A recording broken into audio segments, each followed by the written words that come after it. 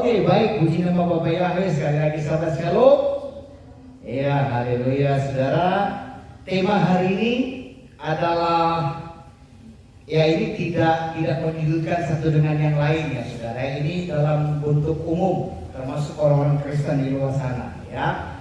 Jadi memang harus saya sampaikan ini karena memang ketika saya menghubungi Bapak Yahweh yang mengizinkan untuk saya harus menyampaikan ini.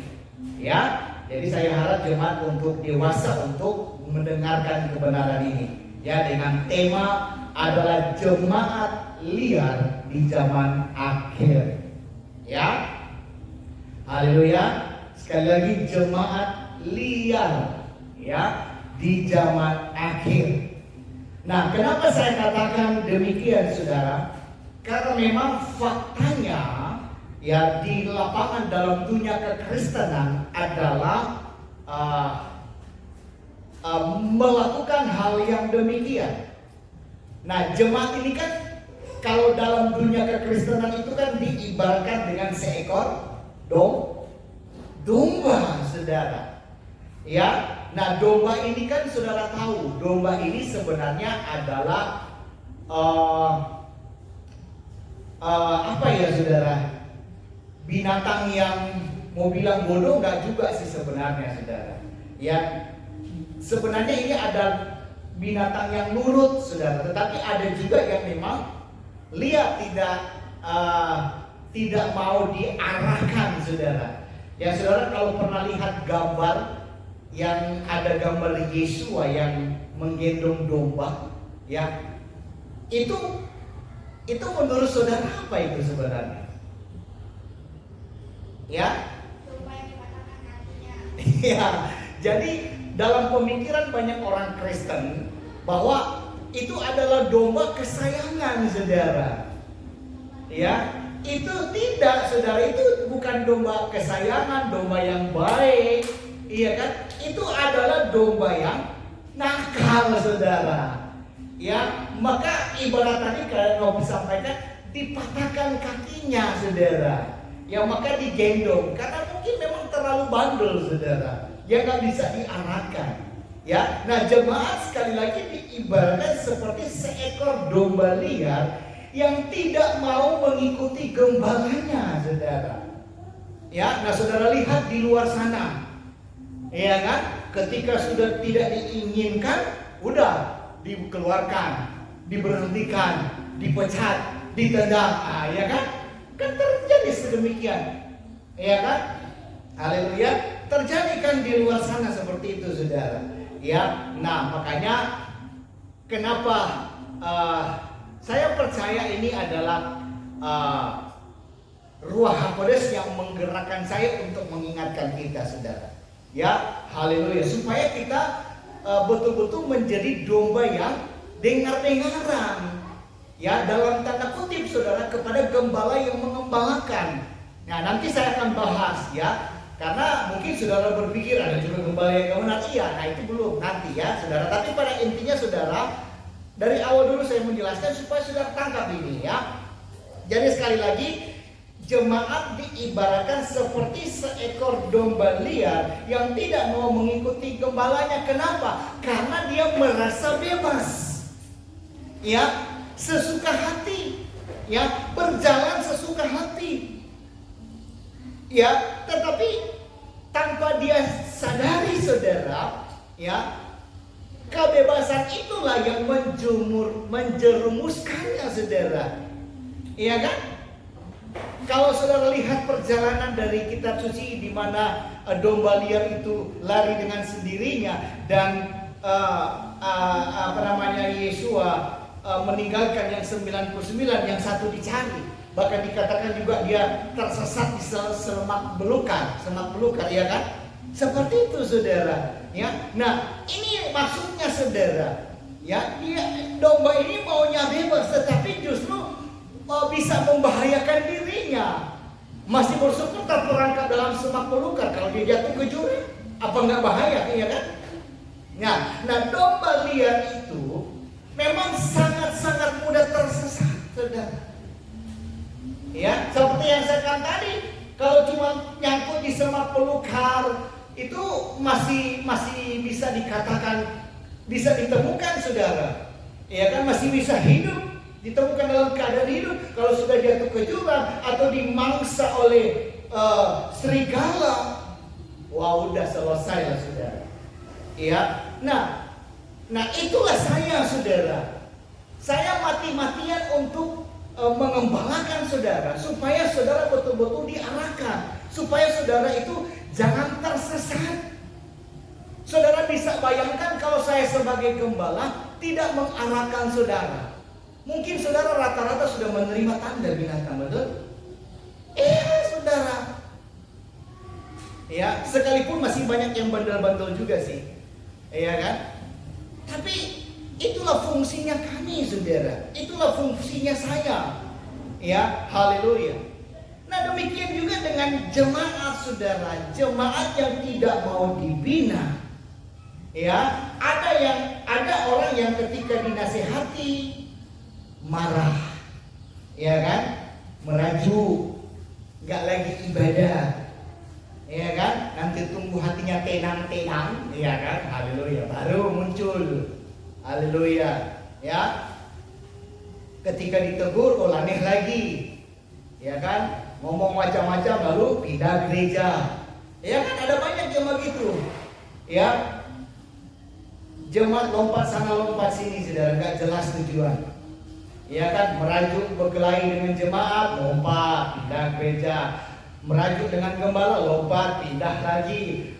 Lalu mau merajuk dengan siapa lagi, lalu saudara mau lompat sana lompat sini. Ujung-ujungnya apa? Binasa, saudara. Iya kan? Haleluya. Nah, jemaat seperti ini, saya mau sampaikan, adalah jemaat yang bukan mengikuti Mesias, saudara. Ya, melainkan mengikuti ego. Betul? Mengikuti keinginannya, saudara. Namun saya perlu tegaskan bahwa menjadi jemaat bukan berarti juga menelan semua perkataan pemimpin atau gembala tanpa berpikir. Nah, saya katakan tadi di awal, tidak semua pemimpin, tidak semua gembala juga itu benar. Iya kan? Karena ada pemimpin juga yang nakal, saudara. Iya kan? Yang punya selingkuhan, yang kolusi. Iya kan? Banyak gembala yang begitu, gembala yang hanya mementingkan perutnya, iya kan? Banyak yang seperti itu, gembala-gembala mata duitan, banyak. Ya, haleluya. Nah, ini yang perlu saya tegaskan, saudara. Haleluya. Tetapi saudara kan punya hikmat, punya pemikiran. Ya, gak usah jauh-jauh lah, contoh di kita di sini, iya kan? Haleluya. Saudara bisa perhatikan baik. Nah, firman Elohim mengajarkan kita untuk memuji setiap ajaran. Betul? Ya, jika ada yang bertentangan dengan kitab suci, ya saudara berhak menolaknya. Betul nggak, saudara? Iya kan? Kecuali saudara sefrekuensi dengan gembala. Iya kan? Nah, itu baru sama, nggak ada bedanya 11-12. Haleluya. Tapi kalau gembalanya itu mengarahkan dengan teguran, dengan nasihat, nah itu kadang-kadang rata-rata di mana-mana itu menolak, saudara. Ya, haleluya. Jemaat mau cari gembala yang frekuensi, yang menuruti keinginan jemaat. Makanya dari dulu saya bilang, Anda gantikan saya kalau begitu. Saya jadi jemaat, Anda jadi gembala. Bagaimana? Ya kan? Haleluya. Nah, ini yang terjadi. Ini realita terjadi. Nggak usah bicara gereja lain, di kita lah dari dulu masih di zaman ayunan. Ya kan? Kan begitu, saudara. Ya, haleluya. Jadi kalau ada pemimpin gembala yang justru keluar dari koridor firman, ya kita harus menolak, saudara. Ya, akan tetapi kalau setiap nasihat ditolak hanya karena tidak sesuai dengan keinginan pribadi, itu bukan lagi iman, saudara. Ya, tapi itu adalah pemberontakan. Ya, Saudara harus pahami ini, saudara. Ya, kalau ada pemimpin yang betul-betul menasihati, menegur, mengarahkan saudara lalu Anda menolak hanya untuk kepentingan ego saudara, oh itu pemberontakan namanya. Saya harus tegas dengan ngomong ini, saudara. Ya, nah gereja atau kehilat yang sehat itu membutuhkan gembala yang setia. Ya, setia dalam hal apa? Dalam mengajarkan firman. Ya, dan juga jemaat yang mau diajar, saudara. Ya, makanya kan dari dulu saya katakan, kalau sudah tidak sepaham dengan saya, pintu lebar terbuka untuk saudara keluar. Karena percuma kita melayani, saudara. Ya, hanya kelihatannya banyak jemaat, tetapi tidak ada pertumbuhan di dalamnya, karakter tidak ada. Iya kan? Nah ini yang terjadi gereja-gereja di akhir zaman. Kelihatannya banyak, tapi rapuh, tidak ada pertumbuhan di dalamnya, saudara. Ya, sangat disayangkan. Haleluya. Jadi kita butuh memang benar-benar gembala yang mengajarkan tentang kebenaran, tentang firman, dan juga ada juga jemaat yang memang mau dibentuk, mau diajar, mau ditegur, saudara. Ya, nah saya mau sampaikan, pertumbuhan rohani tidak akan pernah terjadi kalau kita hanya mau mendengarkan hal-hal yang menyenangkan telinga kita. Nah ini yang saya katakan, ya, jemaat hanya sorga telinga, dan ada beberapa gembala pendeta pemimpin, mereka menyampaikan kebenaran hanya untuk memuaskan jemaat, saudara. Biar udah hidup di dalam dosa, dia tetap menindak-bobokan jemaat, saudara, supaya jemaat senang, supaya jemaat nggak meraju, supaya jemaat nggak pindah, saudara, agar supaya dengan tujuan persembahan tetap jalan, perpuluhan tetap masuk, betul? Haleluya. Ya, firman Elohim memang kadang keras, saudara. Ya, kadang menegur, kadang melukai kita, saudara. Ya, melukai ego kita. Tetapi justru disitulah kuasanya membentuk saudara dan saya. Amin. Lah saya kalau nggak dibentuk pun nggak bertahan sampai hari ini. Ya. Dari saya dulu sudah menjadi pendeta pembantu di satu organisasi. Ya. Saya harus rela dibentuk untuk mendapatkan sarjana. Harus magang dulu di rumah gembala. Iya kan? Yang sudah melayani di atas mimbar, melayani di mana-mana, harus melayani di rumah gembala, cuci WC, cuci baju, menyapu, ngepel. Ya. Salah kadang ditegur.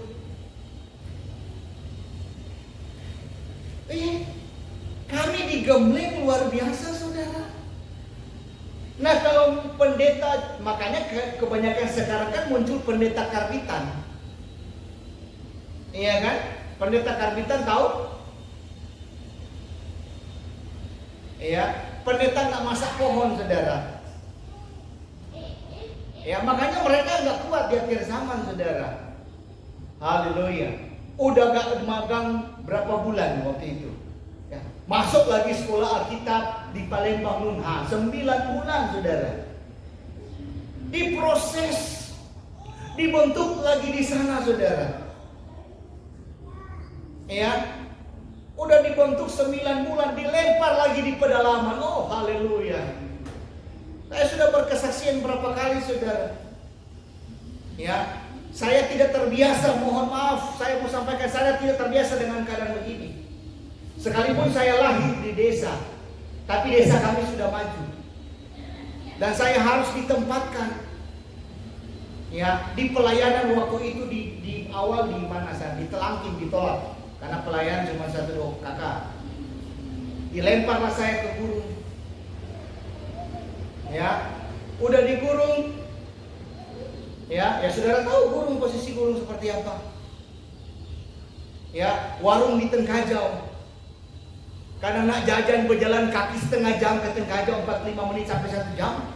Cuma nak pajo, nak jajan, saudara. Baru buka pelayanan lagi. Sampai saya dalam perjalanan nangis, saudara. Nangis saya, saudara. Beginikah melayani Tuhan? Jalan tikus, banyak rumput berduri, runcak segala. Kalau panas kepanasan kayak begini. Nggak gampang, saudara. Itu proses yang luar biasa.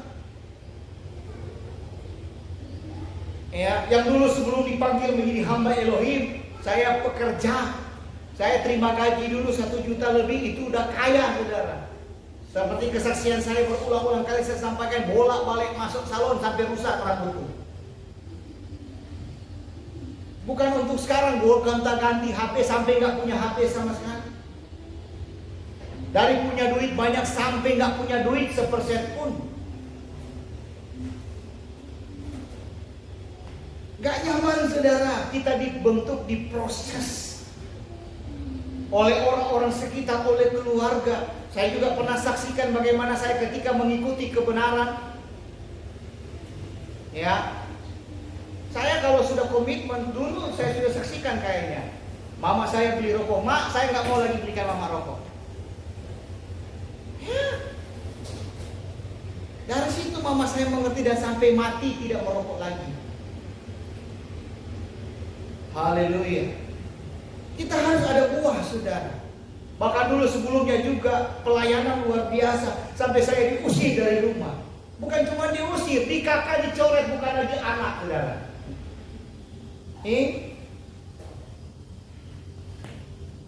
Apa enggak bilang enggak sakit, saudara, di proses demikian rupa? Ya. Tapi hasilnya sampai hari ini saya tetap mempertahankan itu. Ya, apa yang saya sampaikan bukan saya balas dendam kepada jemaat, tidak, justru supaya saudara terbentuk karakter untuk menghadapi akhir zaman, karena kita sudah di zaman akhir, saudara. Saya nggak mau saudara tersesat. Ya, sekarang apa yang dampak saudara ketika saya sampaikan berkali-kali? Saudara mulai rasakan kan? Saya tidak bawa banyak ngomong. Ya, ada satu keluarga. Ya, anak bini sakit semua. Saya nggak banyak ngomong. Ya, sampai harus masuk rumah sakit. Ya, saya cuma bilang omongan saya kemarin kemana aja. Nggak dipakai sama sekali. Ya, sekarang apa?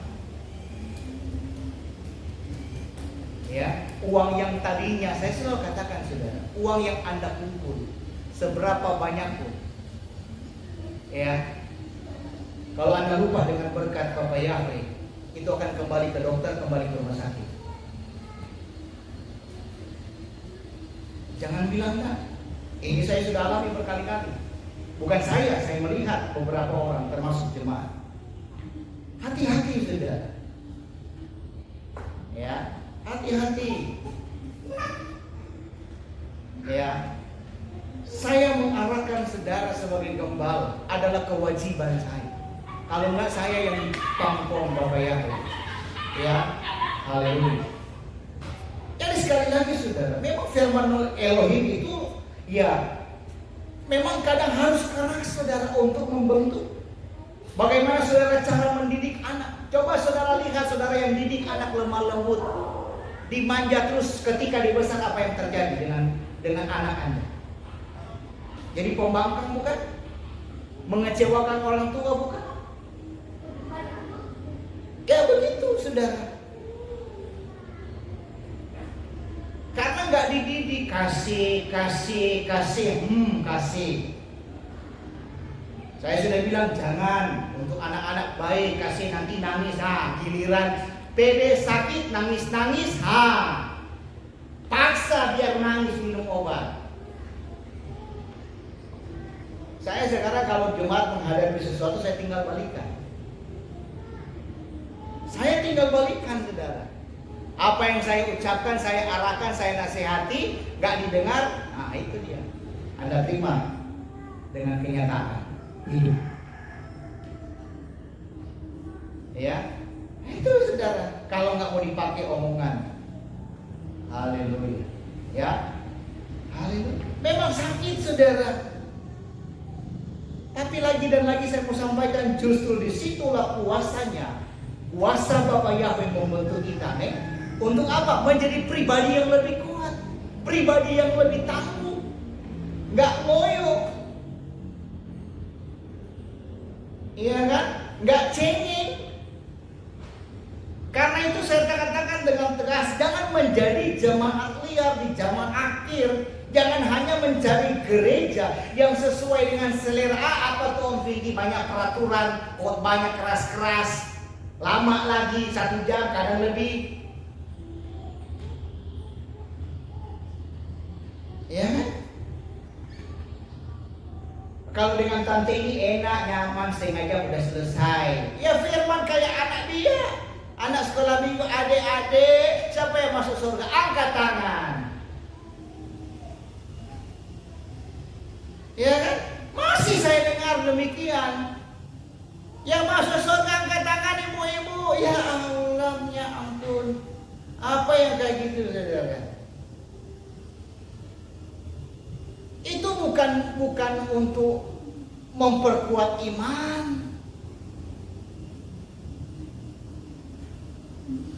Ya, kita bukan anak lagi. Firman Elohim katakan apa? Kita bukan lagi membutuhkan susu. Betul? Haleluya. Tapi apa, saudara? Makanan keras. Mau sampai kapan Anda dinenen terus? Udah berjenggot, udah berkumis, lagi nenen terus. Iya kan? Haleluya. Haleluya. Harus sadar, saudara. Ya. Seharusnya saudara berkali-kali sampaikan, seharusnya saudara bersyukur. Ya, bukan saya membanggakan diri, tidak juga, saudara. Saya juga banyak kesalahan sebagai manusia. Ya, tapi saya terus introspeksi. Ya, terus belajar sampai hari ini. Ya, haleluya. Ya, jadi mari saudara Bapak Ibu yang terkasih, jangan menjadi jemaat yang liar di zaman akhir, amin. Jangan hanya mencari gereja, gembala, pendeta, pemimpin yang sesuai selera. Iya kan? Kalau dulu kan zaman dulu, bukan zaman dulu sih, yang bukan kita, ya. Mereka ketemu dengan pendeta, gembala selevel, penuh gereja. Iya kan? Ketika gembala ketemu dengan gembala yang mulai keras, udah mulai sepi gereja. Haleluya. Ini kan apa ya, saudara? Ya, sangat disayangkan. Apakah makanya saya bilang inilah gereja akhir zaman. Ya, hanya tradisi yang dijalankan, saudara. Tapi iman mereka tidak benar-benar bertumbuh. Ya, jadilah murid Yesua yang rendah hati. Amin. Yang mau dibentuk oleh firman dan mau bertumbuh bersama dalam persekutuan orang percaya. Sebagaimana firman Elohim berkata dalam Ibrani 13 ayat 17 dikatakan, taatilah pemimpin-pemimpinmu dan tunduklah kepada mereka, sebab mereka berjaga-jaga atas jiwamu sebagai orang-orang yang harus bertanggung jawab atasnya. Jadi kami sebagai pemimpin, sebagai gembala, itu bertanggung jawab atas jiwa saudara. Tanggung jawab kami sebagai gembala lebih besar. Makanya dari awal sebenarnya saya nggak mau jadi gembala. Yang sekarang berlebur jadi gembala karena apa? Tujuannya apa? Uang. Haleluya. Jadi saudara Bapak Ibu yang terkasih, mari berhenti ya berhenti mengikuti ego. Jangan jadi jemaat yang egois. Ya, dan mari mulai tunduk kepada Bapa Yahweh. Sebab jemaat yang liar akan tersesat, tetapi jemaat yang rendah hati akan bertumbuh dan berbuah bagi kemuliaan Bapa Yahweh. Amin. Haleluya. Ya. Ini baru pendahuluan. Dan kita akan masuk dalam bagian yang pertama. Bagian yang pertama adalah ciri jemaat liar. Ya. Jadi saudara bisa, oh ini ternyata jemaat liar seperti ini. Nah, ini ciri-cirinya. Ya. Jadi kita lihat ya, apa saja ciri-ciri dari jemaat liar. Ya. Sekali lagi ini sangat penting supaya kita bisa menguji diri kita. Ya, daripada saya dibilang menghakimi, jadi saudara lewat kebenaran ini saudara uji. Saudara jemaat liar bukan? Ya kan? Haleluya. Ya. Haleluya. Apakah kita sedang berjalan dalam ketaatan atau justru sedang tersesat oleh ego kita? Ya, pertama, jemaat liar adalah jemaat yang menolak teguran. Ya, sekali lagi jemaat liar adalah jemaat yang menolak teguran.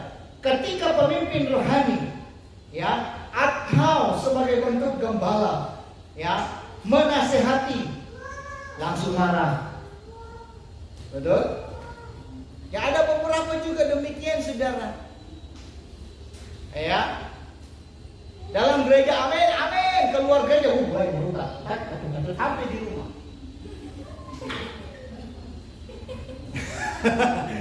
Ya, karena tersinggung, langsung marah, saudara. Haleluya. Ya, karena dia merasa dirinya selalu benar, nggak pernah salah. Apa yang dilakukan itu benar, nggak pernah salah. Ya, padahal firman Elohim berkata bahwa teguran itu seperti minyak yang menyegarkan kepala. Itu baca Mazmur 141 ayat 5. Ya, teguran itu seperti minyak yang menyegarkan kepala, saudara. Ya, teguran bukan untuk menjatuhkan, tapi untuk menyelamatkan. Tuh tanya Novi berapa kali saya tegur. Cuman karena dia darah muda, kadang-kadang suka ngelawan. Tapi sampai saat ini sudah mulai cool down. Cool down. Ya. Kalau enggak ya mungkin dia nggak ada sampai sini, sampai hari ini dengan saya. Ya. Haleluya. Jemaat liar itu menutup telinga. Ya, artinya menolak nasihat. Dan akhirnya berjalan menuju kepada kehancuran. Sekarang lihat. Ya, jemaat-jemaat yang menolak nasihat, menolak teguran, apa yang terjadi dengan mereka? Ya, yang kedua, jemaat liar adalah jemaat yang mengikuti ego. Ya, saya nggak perlu jelaskan apa itu ego, saudara sudah tahu ya. Ya, jemaat yang demikian tidak lagi mencari kehendak Elohim, tidak lagi mencari kehendak Bapa Yahweh, melainkan kehendak dirinya sendiri. Ya, dia hanya mau mendengarkan hal-hal yang menyenangkan telinga, yang enak telinga. Pokoknya tentang berkat, berkat, berkat, dan berkat. Kalau sudah menyinggung dosa, kalau sudah menegur kesalahan, dia nggak mau dengar itu. Dia tutup telinga. Ya, padahal Paulus sudah peringatkan dalam 2 Timotius 4 ayat 3 sampai 4 bahwa di zaman akhir, ya, di mana orang akan mengumpulkan guru-guru untuk memuaskan keinginan telinga mereka. Terjadi. Jadi mereka hanya cari pemimpin, guru-guru, gembala yang pokoknya menyenangkan telinga jemaat. Kalau gembala yang keras, yang menegur, yang menasehati, mereka nggak mau, mereka tolak. Ya. Nah, jemaatnya memang begitu, saudara, tidak mau kebenaran. Ya. Yang mereka mau apa? Yang mereka mau adalah hiburan rohani. Di KTP tetap Kristen. Mereka mau beribadah. Yang penting ada hiburan.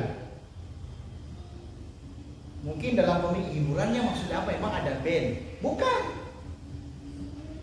Ya. Haleluya. Jadi apa maksudnya? Ya. Saya jelaskan ya biar saudara mengerti.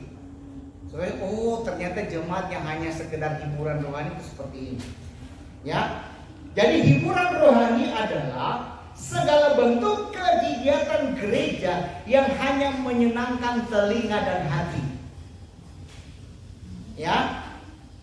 Akan tetapi tidak menuntun kepada pertobatan dan ketaatan. Ya, sudah mulai masuk. Pokoknya jangan bicara soal pertobatan dan jangan bicara soal ketaatan. Ya, yang penting hati dan telinga mereka itu senang. Ya, kayak lomba-lomba, kita buat lomba begini, lomba ini, lomba itu. Nah, itu yang mereka suka yang begitu. Ya. Haleluya. Ya, saya kasih contoh sebagian. Ya. Khotbah motivasi. Nah, itu juga termasuk menyenangkan telinga. Gak usah jadi pendeta, jadi aja motivator. Iya kan? Karena apa? Karena kalau khotbah itu hanya sekedar motivasi, isinya apa? Hanya kata-kata manis. Betul? Oh, jemaat yang dikasihi di dalam Elohim, percaya sekalipun kita ada di masa sukar, saudara pasti berkati berlipat kali ganda. Itu dia senang kan? Jemaat senang kan yang begitu? Oh, pasti senang.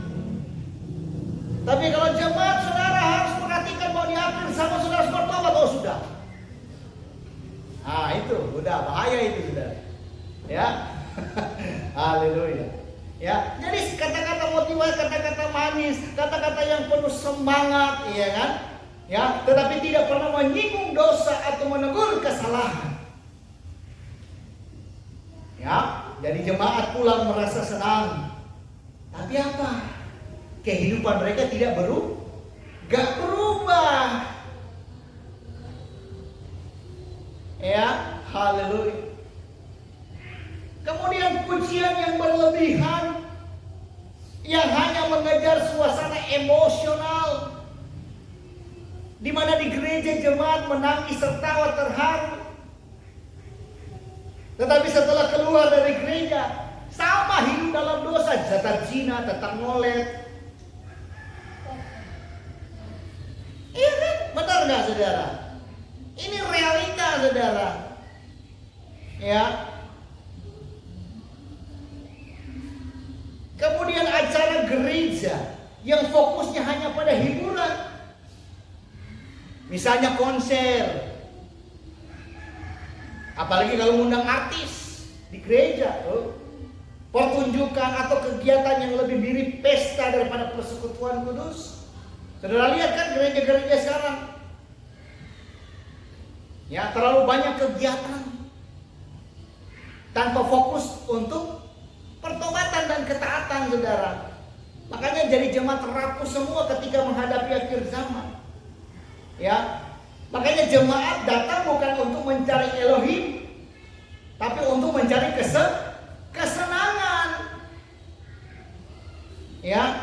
Nah, ini hanya sebagai pesan rohani yang dangkal, di mana hanya bicara tentang berkat, hanya bicara tentang kesuksesan, dan hanya bicara tentang kemakmuran, tanpa pernah mengajarkan salib, tanpa pernah mengajarkan pengorbanan dan juga ketaatan. Jadi saudara Bapak Ibu yang terkasih, hiburan rohani itu seperti makanan manis yang hanya memuaskan lidah, tapi nggak ada gizi sama sekali, saudara. Ya, jadi jemaat yang hanya mencari hiburan rohani itu akan tetap lemah. Ya, akan tetap rapuh dan mudah disesatkan. Ya, firman Elohim berkata dalam 2 Timotius 4:3-4, karena akan datang waktunya orang tidak dapat lagi menerima ajaran sehat, tetapi mereka akan mengumpulkan guru-guru menurut kehendaknya untuk memuaskan keinginan telinga mereka. Nah, inilah yang saya katakan jemaat liar. Ya, di mana telinganya gatal. Ya, hatinya haus akan hiburan, tapi menolak kebenaran yang keras.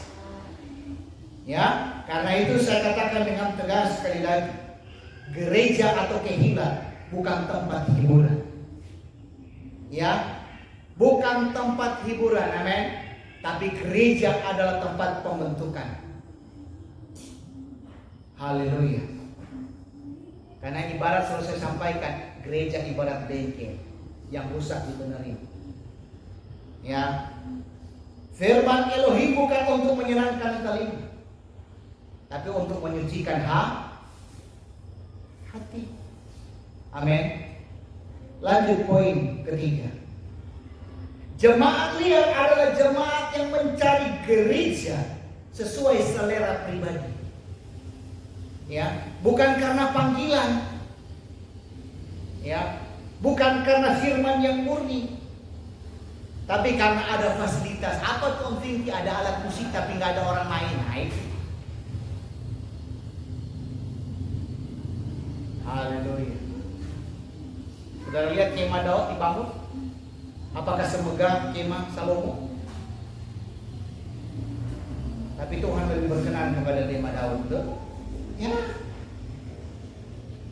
Semua ditentukan sikap hati, betul? Bukan karena hanya ada band. Ini hanya penunjang. Ada band pun hati saudara gak menunjang, hadirat Tuhan gak akan turun. Tapi orang-orang realitanya kebanyakan begitu, betul? Iya. Ngeri saudara. Ya, mereka cari kenyamanan. Atau mungkin di gereja sana nggak pernah ditegur. Ya, karena gembala pemimpin selalu meninakbobokan mereka. Ya, haleluya. Ia berpindah-pindah gereja seperti domba yang keluar masuk kandang. Seperti yang saya katakan tadi di awal, berkelahi dengan jemaat pindah, nggak suka dengan pendeta pindah, udah nggak sesuai dengan pengajaran pindah. Ya, haleluya. Ini ngeri saudara. Ya, domba yang keluar masuk kandang tanpa kesetiaan, tanpa komitmen. Saya mau sampaikan gereja atau kehilat bukan untuk tempat memuaskan selera saudara. Ya, tetapi gereja adalah tempat untuk bertumbuh dalam kebenaran. Amin. Haleluya. Jadi saudara, jemaat liar seperti ini ibarat domba yang keluar dari kandang, di mana dia merasa bebas, tetapi di luar kandang ada serigala yang siap menerkam. Ya, yang merasa kuat tapi sebenarnya ia sedang menuju kepada kehancuran. Karena itu saya katakan dengan tegas, jangan menjadi jemaat liar, saudara. Ya, saya ingatkan terus kita sudah di zaman akhir. Ya, jangan pernah menolak teguran. Jangan pernah mengikuti ego. Ya, jangan mencari gereja hanya untuk memuaskan selera. Ya, jemaat yang sehat adalah jemaat yang rendah hati. Amin. Jemaat yang sehat adalah jemaat yang mau diajar. Amin. Dan jemaat yang sehat adalah jemaat yang setia. Ya, dalam persekutuan. Amin. Ya. Haleluya. Kemudian bagian yang kedua. Ya. Kalau bagian yang pertama tadi apa? Bagian yang pertama adalah ya, ciri-ciri jemaat liar. Yang kedua, bahaya jemaat liar. Ya, yang kedua bahaya jemaat liar. Ya, jadi saudara Bapak Ibu yang terkasih, setelah kita melihat ciri-ciri jemaat liar, sekarang mari kita pahami dengan tegas apa bahaya yang menanti jemaat seperti ini. Ya, atau jemaat yang liar. Ya, bahaya ini bukan hanya sekedar masalah kecil, tetapi justru menyangkut keselamatan rohani dan masa depan yang kekal. Pertama, jemaat liar tidak akan pernah bertumbuh rohani. Ya, mengapa? Karena lagi-lagi dia menolak teguran, menolak kebenaran, dan hanya mau mendengarkan hal-hal yang menyenangkan telinga. Ya, firman Elohim itu ibaratkan sekali lagi ya makanan rohani. Kalau kita hanya mau makanan manis tentunya akan sakit, saudara. Ya, jemaat liar hanya mau hiburan rohani, tetapi menolak makanan keras berupa teguran dan pengajaran. Akibatnya apa? Ya, saya katakan tadi dia tetap menjadi bayi rohani. Udah tumbuh kumis jenggot tebal-tebal, masih tetap bayi, masih tetap nenek. Ya, nggak pernah dewasa. Ya, kalau jemaat demikian, apakah siap menghadapi tantangan? Ya nggak siap.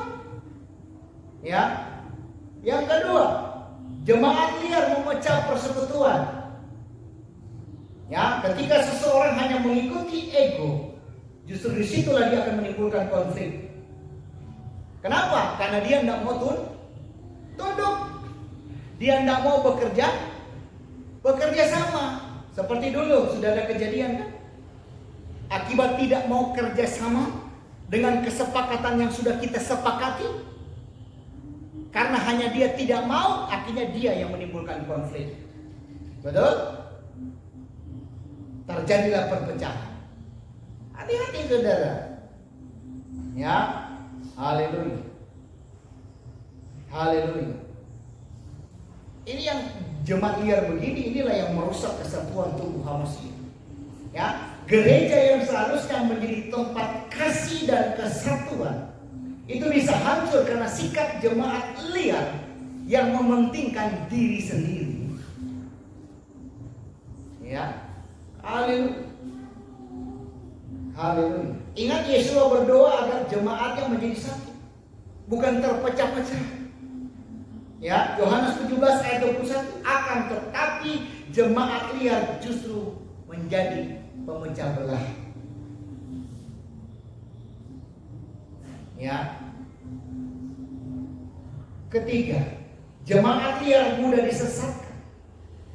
Ya, tanpa gembala domba liar akan cepat dimangsa serigala. Demikian juga jemaat liar tanpa bimbingan rohani, ia mudah terjebak dalam ajaran palsu dan menyesatkan. Rasul Paulus sudah mengingatkan dalam 2 Timotius 4:3-4 bahwa di akhir zaman orang akan berpaling dari kebenaran dan mengikuti dongeng-dongeng. Betul? Ya. Artinya mereka akan kembali ke pola lama dengan mengikuti tradisi adat istiadat. Ya. Yang tadinya dulu sudah diajarkan contoh dalam hal kesederhanaan. Ya, jangan posek maling. Tapi karena keadaan akhirnya kembali, ya kan? Itu contoh sederhana saja sudah. Ya, haleluya. Ya sekarang yang udah keluar dari kita kan begitu. Rata-rata jemaat liar yang menolak firman akan dengan cepat jatuh ke dalam penyesatan. Kenapa? Karena tidak lagi berpegang kepada kitab suci, melainkan apa yang terlihat indah oleh matanya. Ya, mengenai dunia ini, betul? Ya, saya kasih contoh, ada program-program pemerintah atau agenda global yang sementara dikemas dengan kata-kata manis, ya kan? Yaitu demi perdamaian, demi kesejahteraan, demi persatuan dunia. Sekilasnya tampak baik, tetapi kalau kita teliti dengan seksama ada hal-hal yang bertentangan dengan kitab suci. Ya, banyak orang berbicara tentang agenda PBB 2030 atau program pembangunan berkelanjutan. Tujuannya kalau saudara baca dengan seksama itu tujuannya terdengarnya mulia, saudara. Ya, di mana menghapus kemiskinan, menjaga bumi, menciptakan kesetaraan. Tetapi kita harus berhati-hati, tidak semua agenda dunia sejalan dengan firman Elohim. Amin. Ada nilai-nilai yang bisa menggeser iman kita. Haleluya. Ya, misalnya relativisme moral. pandangan bahwa semua agama sama, ya, atau penekanan pada kemakmuran dunia tanpa memperhatikan keselamatan kekal. Nah, inilah yang Paulus maksud di dalam 2 Timotius 4, 3-4. Orang akan berpaling dari kebenaran dan mengikuti dongeng. Ya, nah jemaat liar yang menolak firman akan mudah terbuai oleh program-program yang tampak benar tapi sebenarnya menyesatkan. Ya kan? Seperti apa? Bantuan-bantuan. Hati-hati sekarang, saudara. Ya, ia akan berkata ini kan demi kebaikan bersama. Padahal di balik itu ada agenda yang menjauhkan manusia dari Bapa Yahweh. Ngeri sekarang ini, saudara. Ya, ngeri. Saudara, bahaya ini memang benar-benar nyata di akhir zaman. Kalau kita jeli, ya, melihat. Kalau enggak, ya mereka berpikir ya ini baik-baik saja, saudara. Seperti apa yang dikatakan oleh pemerintah. Ya, haleluya. Nah, jemaat liar tidak punya akar dalam firman, sehingga ia mudah digoyahkan oleh arus dunia. Akhirnya nurut. Pemerintah bilang suntik. Ya, pemerintah bilang pakai biometrik. Iya kan? Apalagi sekarang, ya, akan disuntik HPV untuk laki-laki. Orang laki-laki nggak punya rahim kok disuntik, ya kan? Dan masih banyak juga yang manut-manut makan MBG, padahal udah 38.000 yang keracunan, bahkan ada yang mati masih juga makan, ya kan? Nah, ngakayan MBG sementara dibangun, tak tahu udah mulai belum di sekolah tuh, ya kan? Makan tuh MBG. Iya, tapi pelaksanaannya, ya kan? Ini ngeri, saudara. Bahkan barusan saya lihat di media sosial, ya, bukan cuma manusia yang mati, ikan pun mati, saudara. Katanya dia ambil dari nasi MBG dikasih ke ikan, ikannya pun mati, saudara. Berarti ada apa dengan MBG? Ada apa dengan nasinya? Iya kan? Nah, kalau jemaat mesti ngelah, makanlah. Makanya saya sekarang begitu, saudara. Seperti di awal saya katakan tadi. Ya, terlalu kasih, nah udah. Selamat menikmati, Anda yang menderita, ada yang keluar duit banyak. Kenapa? Terlalu kasih. Nah, makan tuh kasih. Anda yang menderita kan? Haleluya. Kasih boleh, siapa yang nggak kasih dengan anak? Tapi kalau terlalu manja, tidak ada disiplin, ya anak akan seperti itu. Nah, kalau terjadi apa-apa, Anda kan sebagai orang tua yang nangis-nangis, sengsara, masih bersyukur dia hidup. Kalau mati, apa nak menyesal seumur hidup? Iya kan? Haleluya. Yang terjadi sekarang begitu, saudara. Ya, haleluya. Sekarang udah nggak ada lagi mau bertanya, saudara.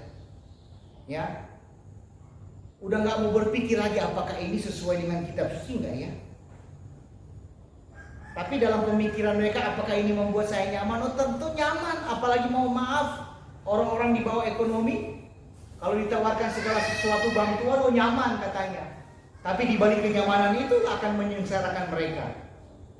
Dan Anda tahu program MBG itu apa? Untuk kontrol total. Saya nggak mau ngomong sebenarnya ini, saudara. Saya sudah bagikan itu berkali-kali.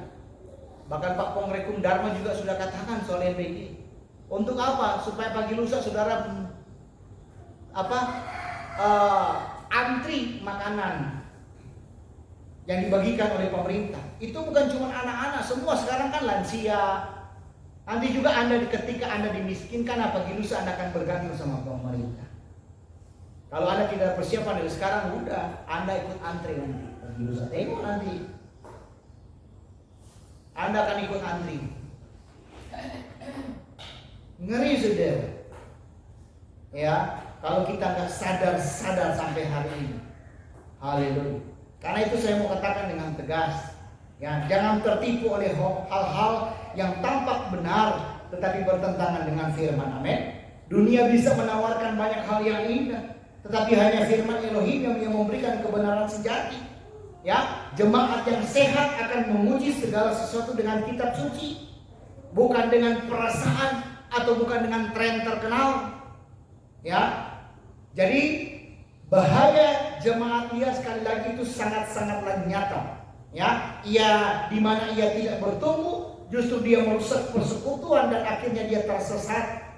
Ya, jemaat liar mungkin merasa bebas, tapi justru kebebasan itu adalah jalan menuju kehancuran. Karena itu saya katakan berulang-ulang dengan tegas, jangan menjadi jemaat liar. Jangan biarkan ego menguasai hati kita. Dan jangan pernah menolak teguran. Jangan mencari gereja hanya untuk hiburan. Sebab jemaat liar akan dan pasti binasa. Tetapi jemaat yang rendah hati akan diselamatkan dan bertumbuh di dalam Bapa Yahweh. Amin. Haleluya. Paham ya? Kita lompat bagian yang ketiga.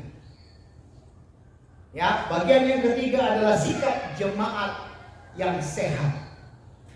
Ya, kalau tadi jemaat liar, sekarang saudara sikap saudara dari sebagai jemaat yang sehat.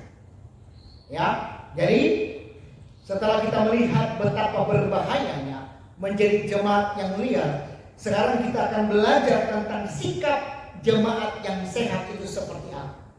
Ya, jemaat yang sehat adalah jemaat yang hidupnya berakar dalam firman. Amin.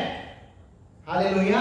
Artinya tidak mudah digoyahkan oleh arus dunia dan bertumbuh bersama dalam persekutuan. Pertama, ya, jemaat sehat memiliki hati yang rendah. Maksudnya rendah hati. Ya, orang jemaat yang rendah hati itu mau belajar, betul? Mau belajar, mau ditegur dan mau dibentuk. Amin.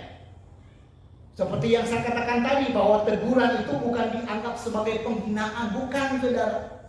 Ya, tetapi sebagai kesempatan untuk bertumbuh. Ya, jemaat yang sehat tahu bahwa firman Elohim sering melukai ego, tetapi menyembuhkan jiwa. Ya, jadi rendah hati adalah pintu masuk menuju pertumbuhan rohani. Amin. Haleluya. Yang mereka aminopi kalau mau merajuk dari dulu, dari zaman ayunan. Semenjak saya menolak pernikahan untuk memberkati mereka. Dan juga saya katakan tadi, ya, sering saya tegur mereka. Ya, kalau nggak begitu ya nggak bertumbuh mereka sampai sekarang. Haleluya. Ya. Sekali pada sedikit. Yang kedua, jemaat sehat, ya, mengutamakan firman. Ya, jemaat sehat mengutamakan firman. Ya, dia nggak cari hiburan rohani, dia nggak cari kata-kata manis, tapi mencari kebenaran yang murni. Ya, jemaat sehat berkata apa kata kitab suci, bukan apa kata selera saya, apa kata ego saya, apa kata mau saya. Ya, jemaat yang sehat menjadikan firman sebagai standar hidup, bukan perasaan atau tren dunia. Sebagaimana Mazmur 119 ayat 105 berkata, firman-Mu adalah pelita bagi kakiku dan terang bagi jalanku. Ya, haleluya. Yang ketiga, jemaat sehat, ya, adalah jemaat yang setia dalam persekutuan. Ya, dia nggak pernah pindah-pindah gereja hanya untuk mencari kenyamanan. Ya, dia tetap berkomitmen untuk bertumbuh bersama saudara-saudara seiman, saling menguatkan, saling menanggung beban dan saling membangun. Ya, jemaat yang sehat tahu bahwa gereja bukan tempat untuk memuaskan ego, akan tetapi untuk membentuk karakter Hamasia dalam diri kita sebagai jemaat. Jadi saudara Bapak Ibu yang terkasih, sikap jemaat yang sehat ini adalah kebalikan dari jemaat yang liar, di mana jemaat liar menolak teguran, jemaat sehat menerima teguran. Jemaat liar mengikuti ego, jemaat sehat mengikuti firman. Jemaat liar berpindah-pindah mencari selera, sedangkan jemaat yang sehat setia dalam persekutuan. Amin. Karena itu saya katakan sekali lagi dengan tegas, jadilah jemaat yang sehat. Amin. Jangan biarkan ego menguasai hidup kita. Jangan biarkan hiburan rohani menggantikan kebenaran. Jangan biarkan dunia menipu kita dengan hal-hal yang tampak benar tetapi bertentangan dengan firman. Amin. Jemaat sehat adalah jemaat yang rendah hati, tetap berpegang teguh kepada firman dan tetap setia di dalam persekutuan. Nah, jemaat seperti inilah yang akan bertumbuh, berbuah dan menjadi terang di tengah dunia yang gelap. Amin. Haleluya. Paham ya? Oke, kalau paham saya lompat bagian yang keempat. Udah mau terakhir. Tenang saja.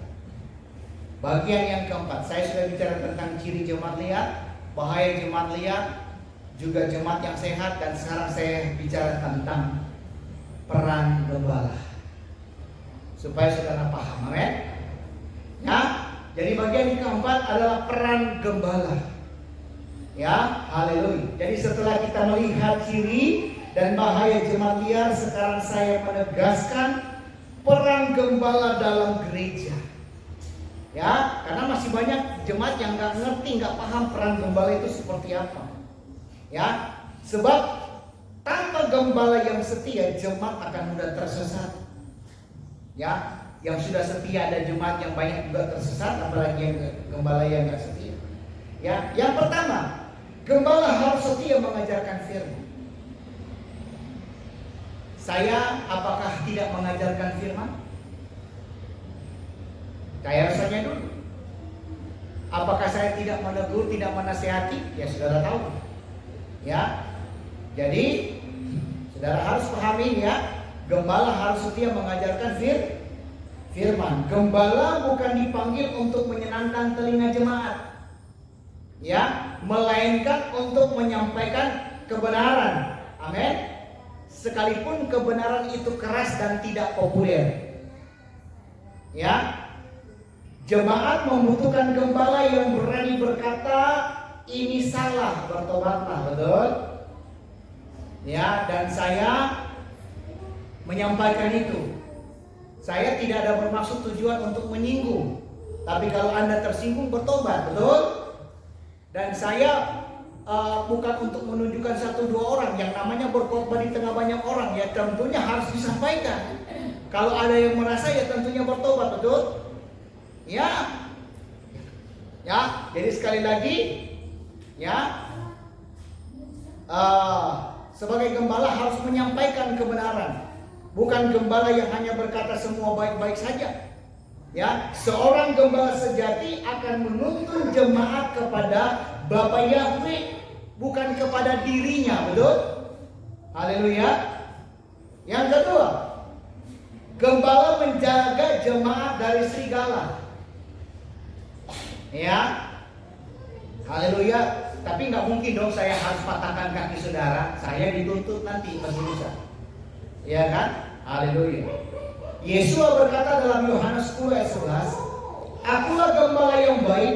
Gembala yang baik memberikan nyawanya bagi domba-dombanya. Ya, haleluya. Saya rela pasang badan untuk saudara, seperti dulu. Iya kan, soal vaksin, saya kan mau dipenjarakan, mau dilaporkan, hanya untuk saudara, supaya saudara nggak terima tanda binatang, betul? Dan itu saya lakukan. Ya, haleluya. Sekalipun ada jemaat yang nggak mendukung, malah lari bertapung. Ya, haleluya. Gembala sejati rela berkorban demi melindungi jemaat dari ajaran sesat, ya, dari penyesatan dunia dan dari serangan setan. Ya, ia berjaga-jaga atas jiwa jemaat karena ia tahu bahwa Bapa Yahweh akan menuntut pertanggungjawaban darinya. Ya, dulu pun begitu, ada jemaat berkelahi dan mengangkat parang. Saya sebagai gembala ada di tengah. Nah, pantap saya yang kena. Ya, saya sudah lakukan itu sudah. Dan lain-lain sebagainya. Ya, yang ketiga, gembala menjadi teladan hidup. Ya, saya sudah memberikan banyak teladan. Ya, saudara saksikan sendiri. Bukan saya menyombongkan diri, tapi itu fakta. Dengan segala kekurangan saya. Ya, jemaat bukan hanya mendengar kata-kata, tetapi melihat kehidupan pemimpin. Ya, gembala yang sehat bukan hanya pandai berkhotbah, tetapi hidup sesuai dengan firman. Amin. Paulus berkata dalam 1 Korintus 11 ayat 1, ikutlah teladanku, sama seperti aku juga mengikuti teladan Hamasi. Ya, jadi jemaat akan belajar lebih banyak dari teladan hidup gembala daripada kata-kata yang indah. Ya, jadi saudara, peran gembala ini sangat penting. Dan jemaat yang sehat membutuhkan gembala yang setia, bukan ganti-ganti gembala. Ya, karena setiap gembala akan berbeda karakter dan berbeda pengajarannya. Ya, haleluya. Tanpa gembala jemaat akan liar. Tanpa gembala jemaat akan tersesat. Ada gembala aja kadang-kadang liar, kadang-kadang tersesat, apalagi nggak ada sama sekali. Akan tetapi dengan gembala yang setia, jemaat akan bertumbuh, dilindungi dan dipimpin menuju kepada kebenaran, menuju kepada Bapa Yahweh, menuju kepada kehidupan yang kekal. Amin. Karena itu saya katakan dengan tegas, hargailah gembala saudara. Amin. Ya, hargai saudara. Jangan melawan, jangan menolak, tetapi dukunglah mereka, gembala-gembala yang baik. Ya, bukan hanya saya, siapapun, sekalipun berbeda iman, kalau mereka baik, dukung. Apalagi sesama iman, dukung mereka dengan doa dan juga dengan kesetiaan. Ya, sebab gembala seperti kami khususnya, saya khususnya, ya, itu berjaga-jaga atas jiwa kita. Dan lagi-lagi saya sebagai gembala mempertanggungjawabkan itu di hadapan Bapa Yahweh. Biar saudara paham, kita ini bukan presiden, bukan pemimpin kades atau pemimpin biasa.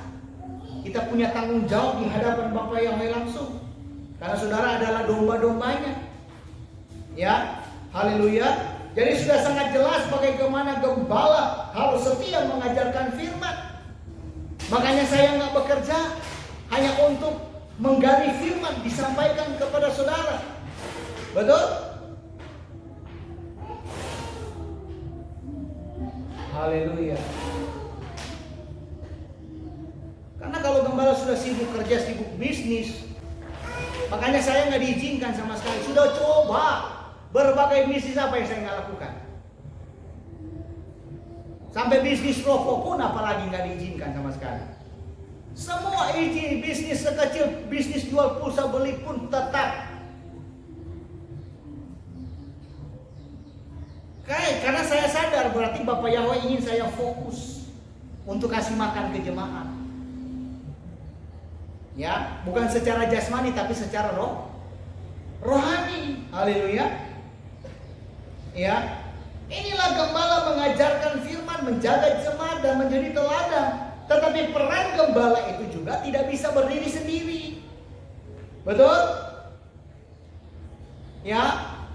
Gak bisa gembala itu berdiri sendiri. Gembala juga butuh jemaat.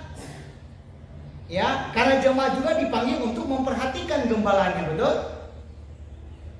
Saya nggak tahu, karena saya sebenarnya sangat-sangat malas untuk menyampaikan ini, sudah. Tapi saya harus sampaikan. Nggak tahu saya merenungkan ini. Ya, Roh Kudus ingatkan saya untuk disampaikan. Ya, haleluya. Firman Elohim berkata dalam Ibrani 13 ayat 17 bahwa pemimpin rohani berjaga atas jiwa kita. Nah, itu berarti kami sebagai pemimpin, sebagai gembala itu menanggung beban yang berat, saudara.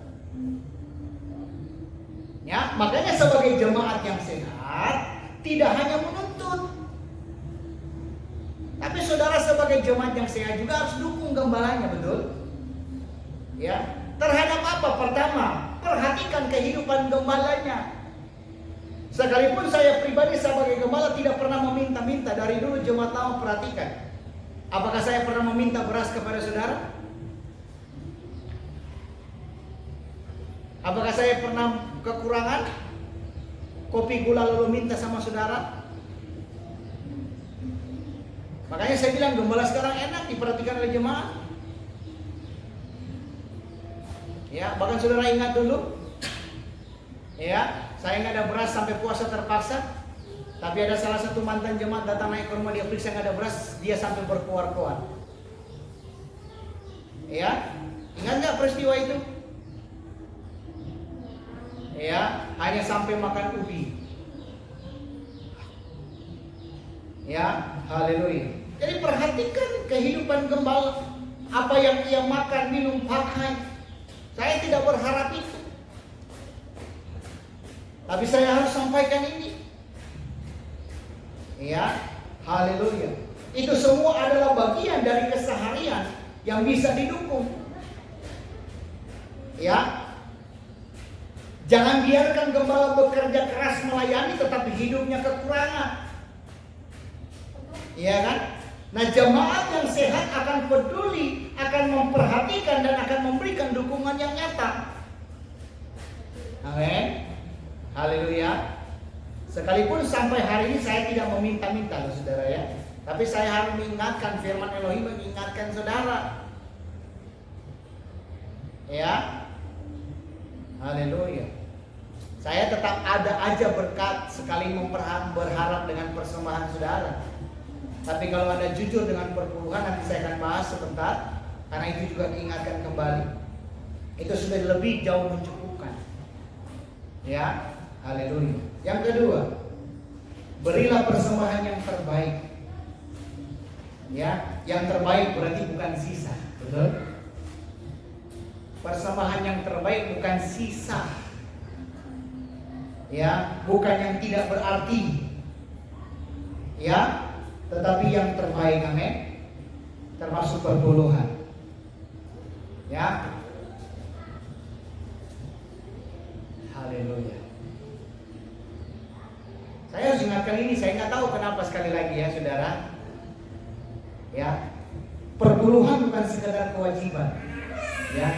Tetapi tanda kesetiaan kita kepada Bapa Yahweh, amin. Ya. Dengan memberikan perpuluhan berarti saudara mendukung pelayanan. Ya. Amin, saudara. Nah, kita menopang pekerjaan Bapa Yahweh. Dan kita menunjukkan bahwa kita percaya bahwa Bapa Yahweh mencukupkan kebutuhan kita. Ya, kalau saudara perhatikan gereja-gereja yang terpusat buka cabang di mana-mana.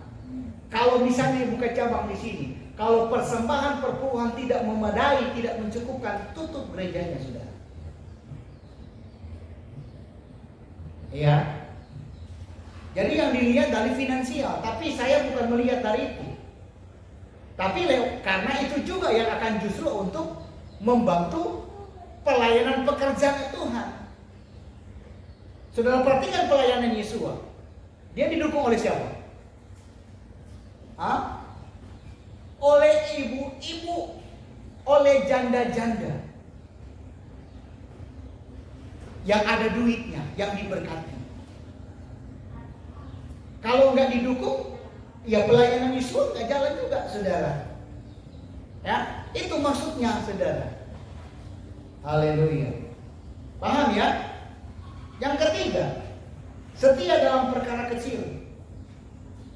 Jangan menunggu hal yang besar untuk setia. Mulailah dari hal sederhana. Ya, hadir tepat waktu, itu penting. Ya, mendukung pelayanan, mendoakan gembala, memberi dengan hati yang tulus. Ya, Yesua berkata dalam Lukas 16 ayat 10, barang siapa setia dalam perkara kecil, ia setia juga dalam perkara besar. Ya, jadi jemaat yang sehat tidak menyepelekan hal yang kecil. Ya, karena dari kesetiaan kecil itulah Bapa Yahweh membentuk kesetiaan yang lebih besar. Ya, jadi saudara, gembala dan jemaat itu harus saling melengkapi. Gembala mengajar, menjaga dan menjadi teladan. Nah, jemaat mendukung, memperhatikan dan memberikan yang terbaik. Inilah gereja yang sehat, ya, di mana gembala yang setia, ada juga jemaat yang setia. Karena itu saya katakan, hargailah gembala, ya, yang Bapak Yahweh percayakan untuk mengembalakan saudara. Ya, haleluya. Doakan terus saya, dukung saya, dan berilah persembahan yang terbaik, sebab ketika gembala kuat, jemaat juga akan bertumbuh. Ya, haleluya. Dan ketika jemaat setia, gereja juga akan menjadi terang bagi dunia. Amin. Haleluya. Dan yang paling kedua terakhir, yang kelima, panggilan jemaat di zaman akhir. Ya, haleluya. Jadi kita sudah hidup di akhir zaman, saudara sudah tahu itu.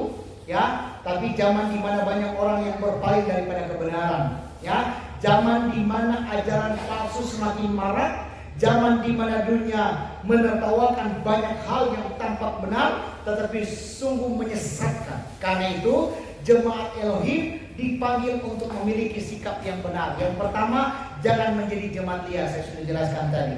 Ya, haleluya. Kemudian yang kedua, jadilah murid Yesua yang rendah hati, seperti yang sudah saya katakan tadi. Yang ketiga, bertumbuhlah dalam persekutuan. Dan yang keempat, setia di dalam perkara-perkara kecil. Amin. Haleluya. Dan terakhir, penutup. Ya. Haleluya.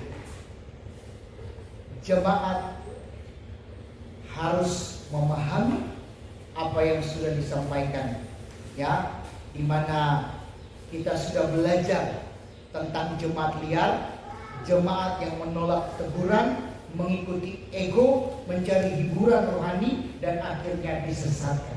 Ya, kita juga sudah melihat bahaya besar yang menanti mereka, di mana tidak bertumbuh, memecah persekutuan, dan justru tersesat oleh arus dunia. Akan tetapi kita juga sudah mendengarkan panggilan Elohim, di mana menjadi jemaat yang sehat, jemaat yang rendah hati, dan jemaat yang setia, jemaat yang juga berakar dalam firman. Karena itu saya katakan dengan tegas, di akhir zaman kita tidak bisa main-main dengan iman. Ya, ingat baik, dunia semakin gelap, semakin banyak penyesatan. Ya, dan hanya jemaat yang berpegang teguh kepada firman akan tetap berdiri. Jadi jangan pernah biarkan ego menguasai hati kita.